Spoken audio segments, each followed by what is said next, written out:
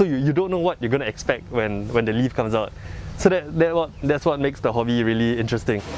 Running the greenhouse has given productivity a boost, and it's been a boon for the business. Ever since we shifted most of our plants to the greenhouse here, I would say the environment is more conducive in terms of the humidity level, the natural sunlight that we're getting. The growth rate exponentially increases and became a lot faster compared to what we are keeping at home. Nothing beats the natural sunlight. With better use of equipment and technology, their collection has grown and includes more valuable exotic plants that they source from regions as far away as the Amazon. Some unique varieties could fetch more than 10,000 Singapore dollars a pot. When we talk about the value of the plants, because during this COVID period, a lot of people, they cannot travel, they cannot do things that of the norm. So this plant hobby actually goes all the way up. And the supply of the plants around Singapore is also not a lot. When the supply is low, the demand is high. Naturally, the prices will shoot up. So we are talking about some plants that 5 years ago, 10 years ago, that cost only $20. And nobody really want that plant so much.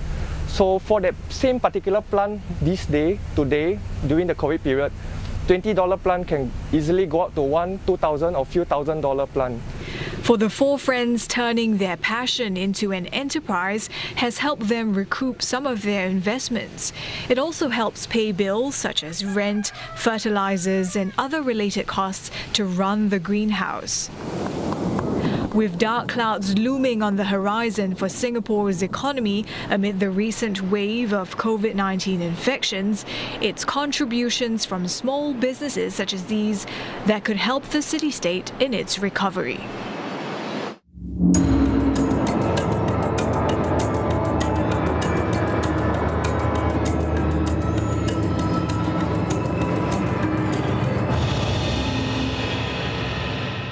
It's no accident that India has been hit with back-to-back devastating cyclones this month. The scientists warn climate change is causing the Indian Ocean to heat up very rapidly, churning up even more cyclones and more intense storms.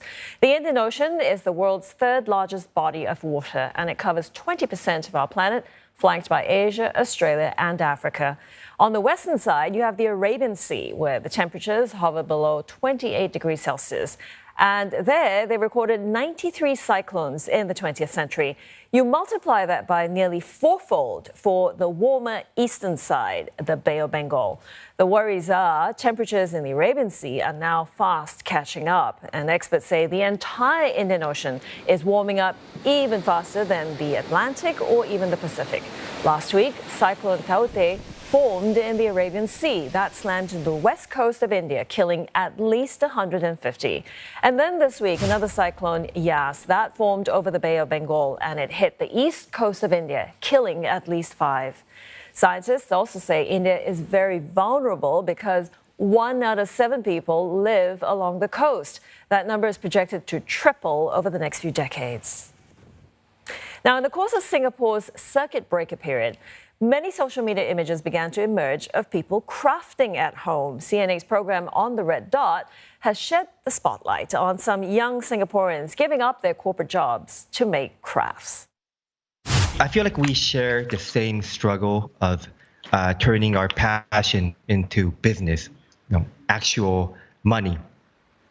And it's very interesting to see all these Singaporeans working really hard. Some even traveled overseas. Like Ahmad, he went to like Indonesia to learn woodworking, wood crafting. And it's interesting to see, I can relate to it because it's same with YouTube. Everybody wants to become a YouTube creator for various of reasons, but those who are able to succeed, they're not driven by money. They're driven by passion because it takes a lot of time to get that viewership and subscribers. And that was the same with all these crafters I met. And they're really passionate about their work. And yeah. All right, Ahmed, let's bring you into the conversation. We understand you've had a good run working in the entertainment industry as a tech crew before turning to woodworking. And what's unique about your work is that a lot of it is made of sustainable materials. Now, how has the change of career been for you? And tell us more about your work. Change of career wouldn't be any much difference, because the day that I found the biggest pile of wood was actually outside of Victoria Theatre while I was working at Under Esplanade. It was actually a lumbus reclaimed by the project at the old Parliament House. And it was the beginning, and I documented every single trip from the first day of when I first started woodworking as a passion.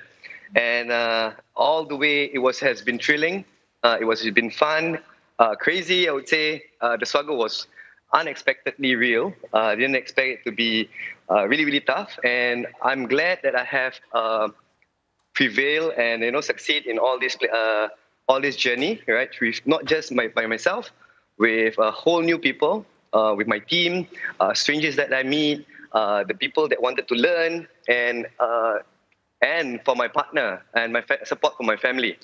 They have been awesome. Without a doubt, they trust me 100% that, the thing that I wanted to do as a woodworker, as a furniture maker, was really backed up by them. They were like my backbone that supports me to go through all this trouble. It really takes a village. Gib, besides woodworking, what other sorts of crafts did you come across? What surprised you the most? I also learned pasta making, leatherworking, and also crochet. And I think crochet surprised me the most because I didn't know it was so difficult to make all those stitches. And there's so many patterns, and it's something my grandma used to do. Grandma and grandpa in Japan used to do as their career. And I feel like I appreciate more of her work because I went through all the struggles and difficulties of making a crochet piece. And it was very interesting to see the spirit and dedication of the craft people in Singapore. And as a foreigner, I didn't really see made in Singapore things, right? But I'm very confident that made in Singapore things will perhaps become a thing in Singapore and throughout the other world after hosting this 4 episodes. Yeah, fascinating stuff. And Ahmed, before we let you go, in an age where everything is sort of mass-produced, how challenging has it been to bring back that appeal of handmade furniture? And would you say there's been a sort of growing interest in made-in-Singapore furniture? Definitely, there's a lot of great interest. It has been around for a very long time. It's just that it takes some time to get the awareness that imperfection is actually a good thing, right? Given an example, for if you were to use a reclaimed wood, it will actually help you promote the environment. It will actually give you more character to your product. It gives you a story tale to tell your friends and family who comes to your house, and the pride of having a patriotic pride to say that a Singaporean actually made this. And it has been a pleasure to actually serve all my customers. And it will always have a story that lasts you, and you can pass it down as a heirloom to your children and grandchildren. Do what you love. You'll never work a day in your life. Well, if you know where that quote comes from, do tweet me. I'm on Twitter at ChristineMCNA. We'll be back at the top of the next hour with a summary of the headlines. Join us then if you can.